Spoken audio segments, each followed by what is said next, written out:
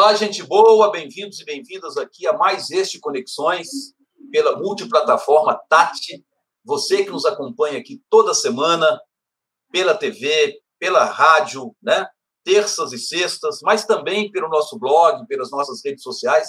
É um prazer tê-los todos aqui com a gente e sempre trazendo uma grande entrevista, um convidado todo especial, como hoje vai acontecer novamente, né?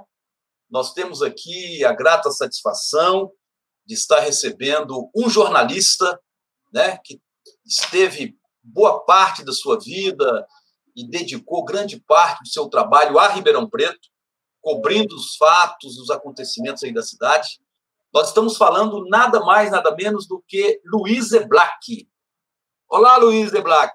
Muito bem-vindo, meu querido. Obrigado, professor Lages. Aliás, lembrei aqui, só para fazer um parênteses, que hoje a gente está invertendo as posições, né? Acho que quando a gente se conheceu, eu entrevistei sobre a história de Ribeirão Preto, né? Oi, Black, a gente está namorando essa entrevista há muito tempo, né? Tem um tempo que a gente está tentando marcar um dia e tal. Às vezes a gente queria, às vezes, te entrevistar aqui em Ribeirão Preto, lá no estúdio da Tati, né? E aí estava difícil, porque você está em São Paulo e, às vezes, né, não está aqui com muita frequência. Mas dessa vez deu certo, né? Através de videoconferência, né? Realmente é um prazer enorme tê-lo aqui hoje para conversar com a gente, né? Podemos dizer que a pandemia nos ajudou, né? Porque a pandemia trouxe à tona essa nova tecnologia que é teleconferência, né? Já existia, mas agora popularizou. Tornou-se usual, né? Tornou-se frequente. Exatamente. Eu não usava, agora eu estou adepto, reuniões de trabalho e tal. Isso é muito bom. Oi, Black, na verdade, assim, né, te apresentando melhor aí para os nossos telespectadores, para os nossos ouvintes aqui, né, e para o pessoal que nos acompanha através das redes sociais. Você foi editor, né, jornalista, redator, repórter da Folha de São Paulo durante muito tempo. Foi também repórter especial da Gazeta de Ribeirão Preto, formou-se em comunicação social pela PUC de São Paulo e tem mestrado em História pela USP, né? Interessante esse casamento aí da comunicação com a história, com a vocação também né, de historiador, que às vezes é muito importante para o trabalho na área de comunicação, né, nas mais diversas áreas e setores, né? E eu começaria exatamente uma pergunta nesse sentido. Como é que foi o despertar dessa vocação aí para o jornalismo e principalmente para o jornalismo investigativo, né? Fazendo até um paralelo com o jornalismo investigativo hoje, que a gente percebe muito atacado, muito criticado por alguns setores aí mais conservadores da sociedade, né? E naquela época em que parece havia um espaço maior para esse tipo de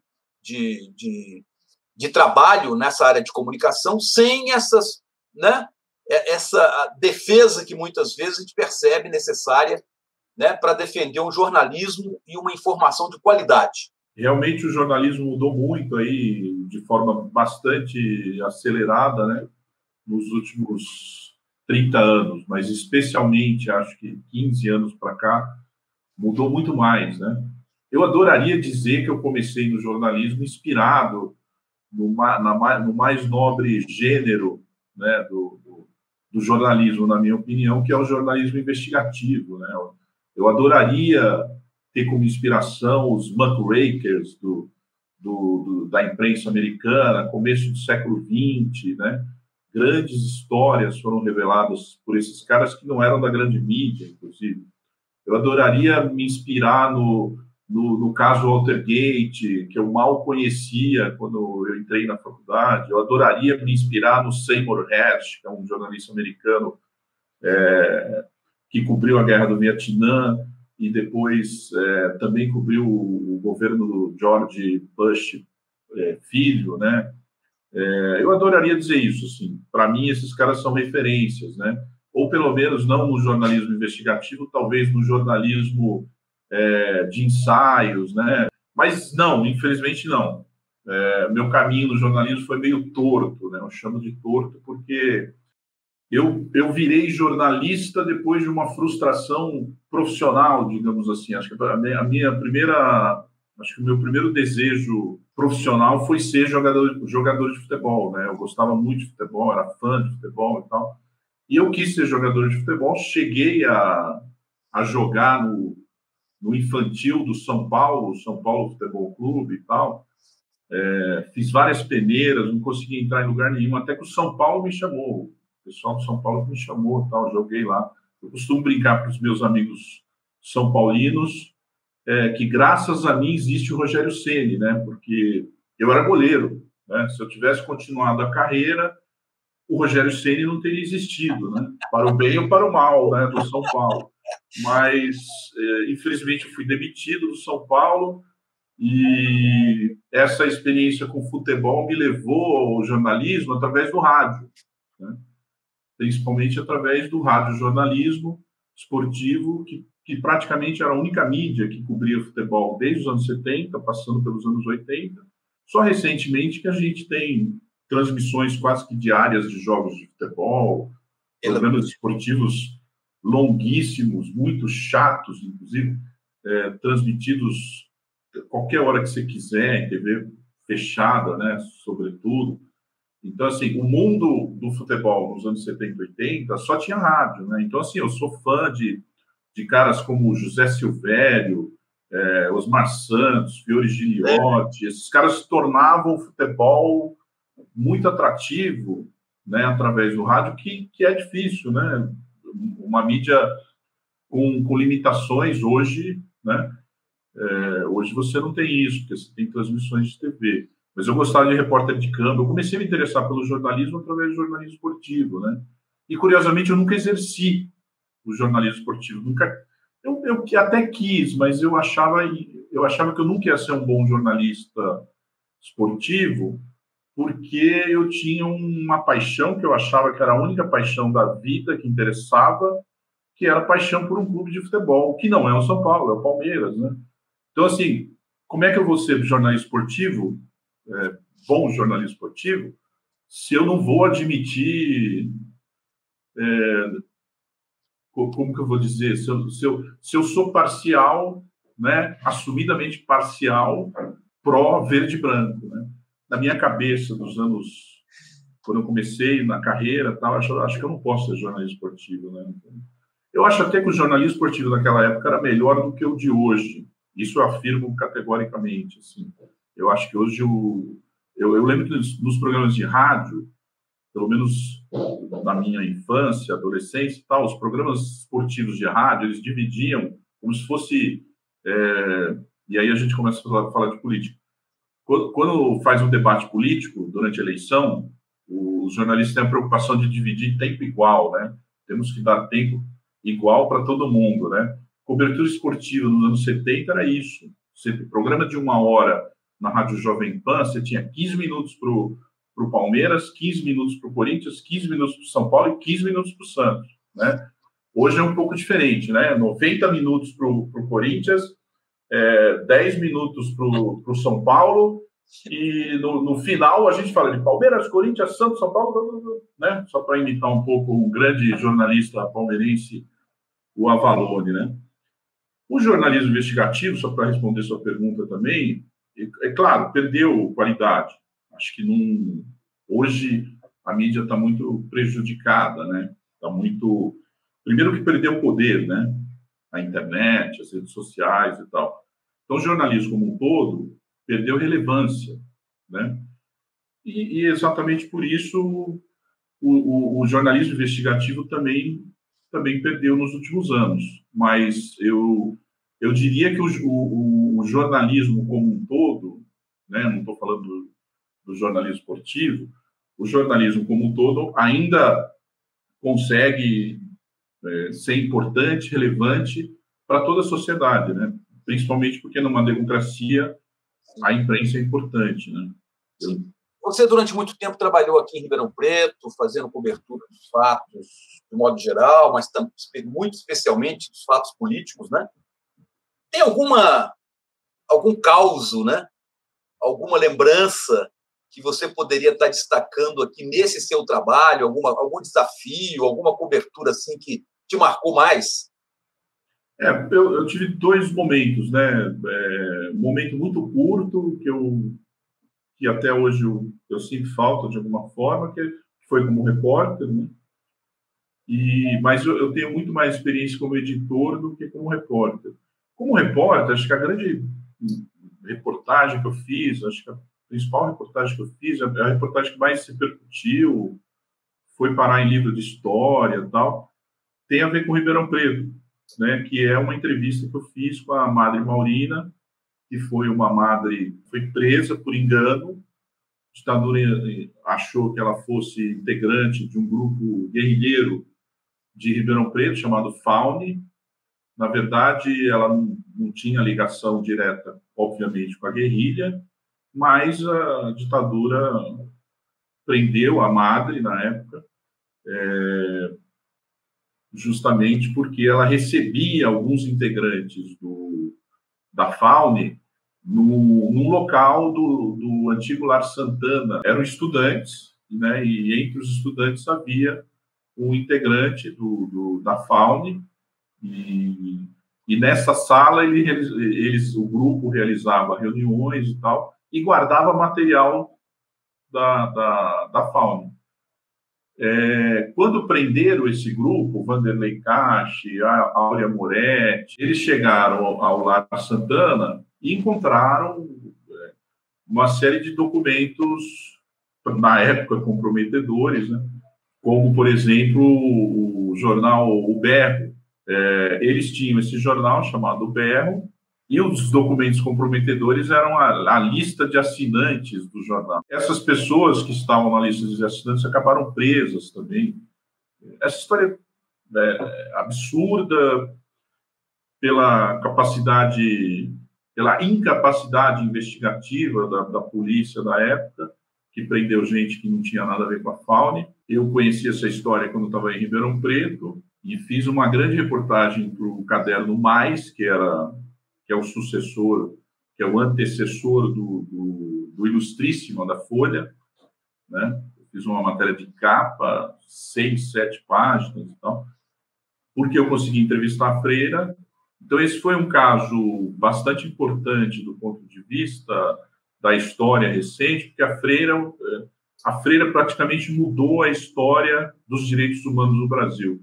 O Dom Paulo Evaristo Arnes me disse que era um conservador, mas ele se tocou quando a madre foi presa injustamente porque ela não era guerrilheira, obviamente, foi torturada, né, e exilada. Dom Paulo me disse que ele começou a lutar pelos direitos humanos por causa da freira. Ou seja, sem esse caso, o Dom Paulo não teria tido a importância que teve nessa luta, né? Ô, Luiz, agora no segundo bloco a gente vai falar, talvez, de algumas questões aí da nossa atualidade, né, do contexto social, cultural, político que a gente está vivendo. E a gente percebe, Eblach, que a gente está mergulhado num mundo de informação, é muita informação, né? Principalmente agora com essa ascensão aí das redes sociais, disputando, como você mesmo colocou no primeiro bloco, espaço com o próprio jornalismo profissional, né? A gente está vivendo bombardeado o dia inteiro por informações, né? E claro que entre essas informações nós temos aquelas informações que nos fazem, né, nos traz mais consciência, nos traz, enfim, um discernimento maior da realidade que nos cerca, mas no meio delas também a gente agora encontra o fenômeno das fake news, né, que alguns estudiosos, né, chamam ou reportam isso aí para um pós-verdade. Você, como alguém da área de comunicação, né, alguém que hoje está trabalhando em assessoria de comunicação, mas tem uma vida muito marcada por essa questão do jornalismo profissional. Como é que você está analisando essa questão, né, especialmente das fake news, na formação de opinião, né, a ponto de que isso esteja interferindo até em decisões coletivas importantes, como, por exemplo, numa eleição presidencial? como aconteceu nos Estados Unidos em 2016, a eleição do Trump, como aconteceu mesmo aqui no Brasil há 2 anos atrás, com a eleição do Bolsonaro. Como é que você analisa isso? É uma questão importantíssima aí, porque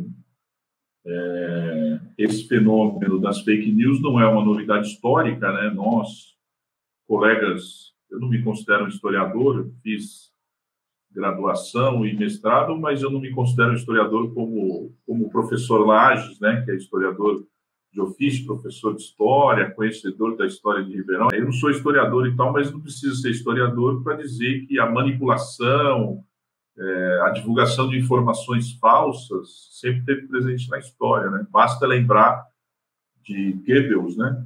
Que dizia uma mentira dita 1000 vezes vira verdade, né? Então, assim, você tem ao longo da história fenômenos similares. Em 2016, nos Estados Unidos, o que se descobriu é um grande instrumento que eu acho que precisa ser estudado não só nas ciências humanas, mas esse é um grande desafio para a humanidade, eu diria, que é o poder das redes sociais e de aplicativos como o WhatsApp, né? O poder que esses aplicativos têm para difundir informação, né? Eu vi um documentário recentemente que falava exatamente sobre as eleições de 2016 nos Estados Unidos e como as redes sociais ajudaram, né, na eleição do Trump. Esse documentário traz o depoimento do CEO de uma empresa que contava ali o poder que as redes sociais têm de, primeiro, fazer uma análise do sujeito que usa as redes sociais, de saber o que ele gosta, o que ele não gosta, o que ele odeia, o que ele ama e tal, e, a partir daí, usar esse conhecimento empírico para te levar cada vez mais para um extremo ou para o outro, né? Para um lado ou para o outro. Se você é um cara de esquerda e tem tendência ao radicalismo, o Contador, como diria um grande best-seller aí da história, o historiador israelense Yuval Harari, né? Ele diz que o computador e o seu aparelho celular conhecem você melhor que você mesmo, conhece você melhor que a sua mãe, conhece você melhor que a sua esposa. Inegável isso, né? E exatamente por isso que uma empresa pode saber, por exemplo, que você tem uma tendência a ser um esquerdista radical ou uma tendência a ser um reacionário radical, né, capaz de qualquer horror pior do que fake news, né? Então, isso realmente é um grande desafio para qualquer democracia. Aconteceu em 2016, aconteceu em 2018. Temos a impressão aqui no Brasil, talvez equivocada, que no Brasil a gente acha que está tudo resolvido porque o centro, né, teve um resultado melhor, né? Políticos de centro tiveram um resultado melhor nessa eleição, que está tudo resolvido, né? O brasileiro acha que está tudo, né? Na verdade, assim, se você fizer uma análise da política americana, a eleição lá foi completamente atípica, né? Esse político de centro trouxe uma mulher negra, né?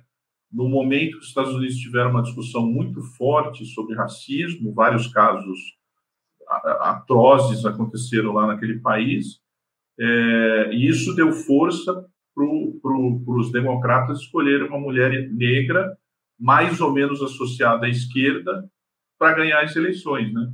Mas o Biden não ganhou as eleições por isso. Obviamente que isso ajudou, né?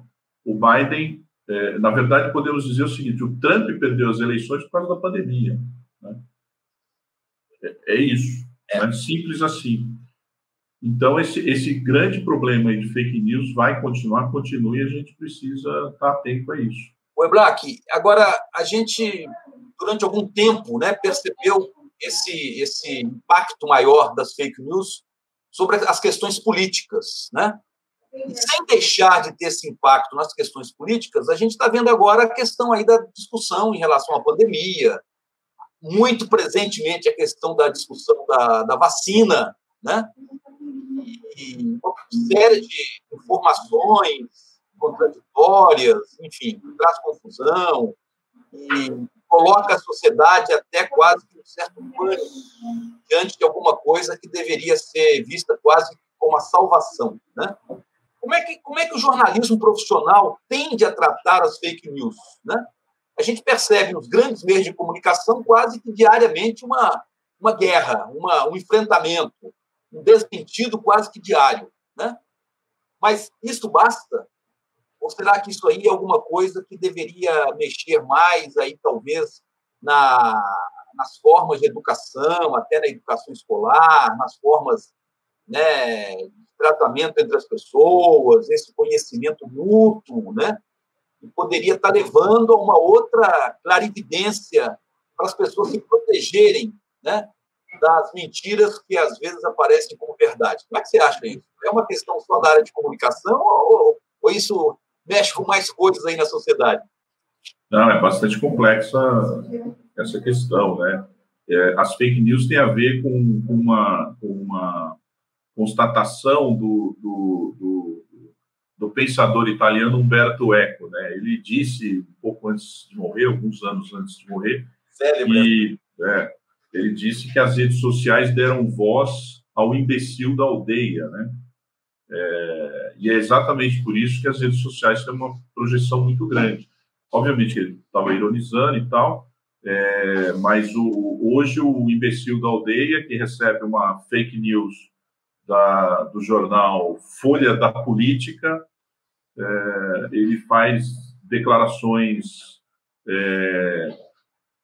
negacionistas contra a ciência, ele faz qualquer tipo de declaração quase que numa gritaria, né? As redes sociais é isso, né? Uma grande gritaria. E se aproveita dessa ausência de profissionais atrás de informação. Acho que o grande diferencial do jornalismo é isso. Só o jornalismo lida diretamente com essa busca da verdade, né? Aí eu vou citar nominalmente um livro excelente sobre jornalismo chamado Os Elementos do Jornalismo, de dois caras americanos, Bill Kovac e Tom Rosenstiel. Esses dois falam o seguinte: só o jornalismo busca a verdade, o cinema não tem compromisso com a verdade, a literatura não tem compromisso com a verdade, publicidade não tem compromisso, né? Só o jornalismo tem compromisso com a verdade. E aí, na luta contra as fake news, eu acho excelente quando emissoras como a Rede Globo, jornais, a Folha, o Estadão, fazem esclarecimentos. Isto não é verdade, né?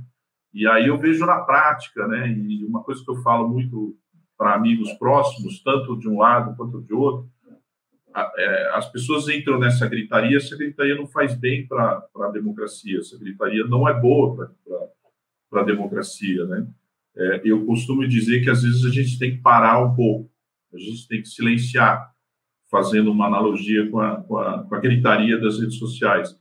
O silêncio é tão importante quanto a nota musical, né? Já disse certa vez um grande músico que não sabia o que era rock and roll, nem axé, nada disso. É um grande músico que dizia: o silêncio na música tem uma importância tamanha, né, que a própria nota musical. Nas redes sociais, eu acho que às vezes a gente tem que fazer isso. Ontem mesmo, um tio meu, uma pessoa querida, que é simpatizante do governo Bolsonaro, recebeu uma notícia, né, um suposto artigo do vice-presidente Mourão, e aí ele perguntou para mim: isso aqui é verdade, né? Saiu no Estadão mesmo? Aí eu comecei a pesquisar e aí eu estabeleci com ele, em vez de eu reagir como eu mesmo já reagi assim, né? Já agressivamente com ele, né? Você está maluco em achar que isso é verdade, né? Às vezes a gente entra nessa pilha, né? Mas dessa vez ele fez a pergunta, falou: isso aqui saiu no Estadão mesmo? Aí eu falei assim: não saiu no Estadão, isso é fake news, né? Inclusive tinha uma notícia da revista Piauí dizendo que o suposto artigo do Mourão não saiu do Estadão. Então, esse é o problema das fake news, né? Porque aí você distribui pelas redes sociais. Olha só o que o Mourão publicou no Estadão, né? Se saiu no Estadão, é importante, né? E não é assim, né? Quer dizer, isso é muito difícil. E aí, eu acabei fugindo, né? A gente poderia falar mais da ciência. Nessa luta contra a pandemia é terrível, né? Essas fake news aí, ó, vacina chinesa não presta, vacina não sei de onde não presta, aliás, vacina nenhuma presta, não tem pandemia, só uma gripezinha e tal. Eu conheço um monte de gente que pegou o coronavírus e ficou internado 1 mês, 2 meses, 3 semanas. Meu, isso não é brincadeira, né? E quando você fala assim para uma pessoa comum, e eu tenho parentes, tios, primos, queridos, que têm uma formação muito mínima ali, se o presidente da República fala, não, se você tem histórico de atleta, você não precisa se preocupar. Meu, um monte de atleta morreu, né? Não pode, né? Não dá para pensar assim. Aí eu ouço o ministro da Saúde, é pior, né? Enfim, mas, como eu disse, o silêncio, às vezes, é mais importante que a nota musical. A gente tem que respirar um pouco. E se eu respondo para o meu tio de forma civilizada, ele vai me ouvir, né? Isso vale para o amigo, vale para qualquer um. Acho que a gente tem que, muitas vezes, esquecer essa diferença e, não, calma, isso aqui não é verdade e tal, né? E explicar para as pessoas. Né? Oi, Black. Infelizmente, estamos terminando aqui o Conexões dessa semana. Foi um papo muito agradável. Há muito tempo eu já queria ter tido esse papo com você. A sua presença aqui é sempre muito grata, muito interessante, muito esclarecedora, principalmente porque você está lá em São Paulo, mas muita gente aqui em Ribeirão Preto conhece você, né? E tem estima, e tem, enfim, um conhecimento, até uma saudade aí da época em que você estava na linha de frente aqui da Folha, né?